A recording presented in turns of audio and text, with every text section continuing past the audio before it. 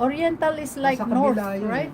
North, northern part of Mindoro. Yung occidental, parang southern. Parang sur. Kumbaga, norte at saka sur. Yeah. Ayan si Tito. Siya tagasagot ko ng ano, pagka naglalaro ako, siya tagasagot ko ng mga pumapasok. Ayan si Tito. Ay, anong oras na? What time is it? Kailangan sunduin ko yung anak mo. Ayan, ano siya ng sitaw. Mag-adobo siya. Mag-adobo ako ng sitaw, datan. Oh. Ayan, si Tito tagaluto. Hindi ako nagluluto. Never ako nagluto. Siya ang tagaluto. Hanggang ngayon, ako pa rin. Master chef siya. Hindi naman. Nang bahay lang, Sa dito bahay sa lang. bahay. Pambahay lang ako. Mga Hindi sa lutong restaurant. Dito lang sa bahay namin. Pero sa mga pumupunta sa mga party, nagluluto siya pagka nagre-request sila ng luto. Yun.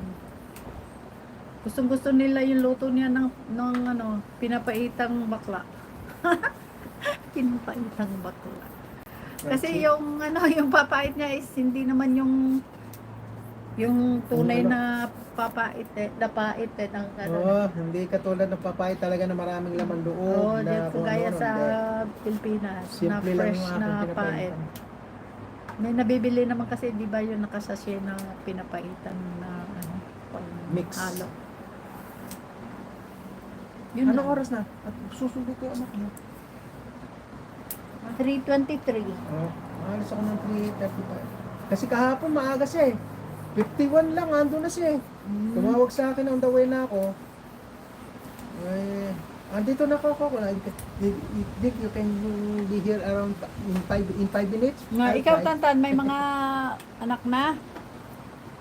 And misis, nasa, of course, pag may misis, may anak, may misis. Dadalhin ko yung cellphone ko. Kinapogong biyahero. Sa kabila po yung Mansalay Oriental. Nice Tito, galing naman. Si Tito ang tagaluto talaga. Kaldereta, apritada, binuguan, minudo, lahat yan. Ang nagluluto. Binugo ah. Kaya ko naman yung ibang mga putahe. Mga putahing Pinoy. Yung manugang namin na yung gusto-gusto yung okra niyang niluto. Ako rin, gusto ko rin kasi hindi masyadong hindi walang asim. Hindi maasim.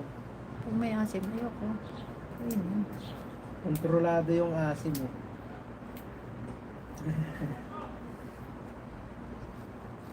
Gusto nila. Wow, maganda yung business mo. Pagbutihin mo yun. Para doon ka na lang sa pamilya mo. Hindi ka na alis. Oo, mahirap din yung malayo sa pamilya. Oo, ang hirap ng...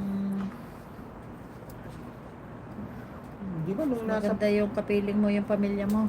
nasa Pilipinas ako, nagtatrabaho ko, pero malayo ako palagi sa Si Tito, taga Nueva Ecija, San Leonardo. Tangalog si Tito eh. Ang tawag ko dyan, Tangalog eh. O, diba? Tangalog yan eh. Mga kasi from Gapan to Cabanatuan, mga Tangalog yung tao doon eh. Pagdating na ng Talavera, ng medyo... May halo ng Ilocano. Ako naman, sa norte ako, sa Kalinga.